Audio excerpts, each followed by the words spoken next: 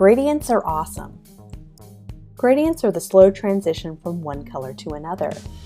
You can even utilize gradients to create a 3D effect by emulating shadows and highlights. When you combine more than two colors in a gradient, you can create gradients that almost look like realistic metals, golds, silvers, and coppers. A color transition is a simple two-color gradient that slowly transitions across a given area. So take for instance this photo, a nicely edited final photo, but when we add a simple color transition here, using a two-color gradient, it has a wonderful, more rich appearance. Applying a complex, rich gradient with multiple colors of highlights and lowlights can create this wonderful gold effect. Applying gradient effects to typography can really help make a headline pop off the page, much better than a flat single color headline would.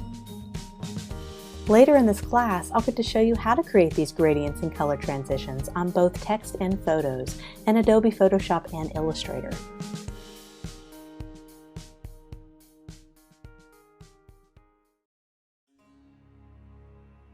Duotones are powerful in the world of design. Duotones are easily applied to photos using Adobe Photoshop. Duo comes from the Greek word two, meaning there's two different inks that are applied to a given image in a duotone image. Monotones are similar to duotones, but they only use one ink color. We mostly think of monotones as a black and white image, but we can use just a single blue ink in this example, and it can provide a much more compelling photo. You can also apply brighter, more bold colors to give your photo a desired effect.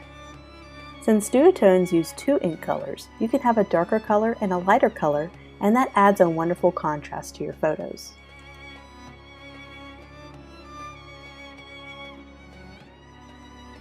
Later in this class, I'll show you how I took that ordinary photo and applied that rich duotone using Adobe Photoshop.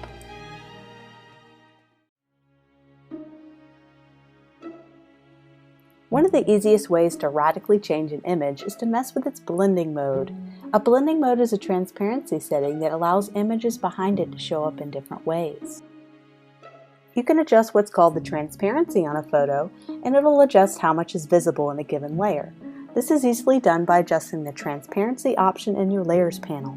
But blending modes act very similar, but they allow for more variety in what shows up behind the photo.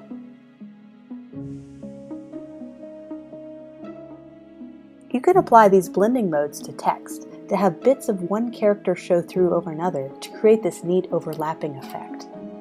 Adobe Photoshop, Illustrator, and InDesign all have options to adjust the layer's blending mode option, so learning these blending modes is essential for emulating a wide variety of effects.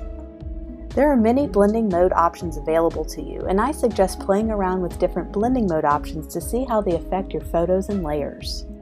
Fortunately, there's only a small handful of blending modes that I really use, so you don't need to master them all, but it's nice to have go-to options that seem to always have the right effect. As a designer, there are many options available to you to enhance your photos and designs, especially with color, and these are just a few of the many tools you'll learn throughout this class.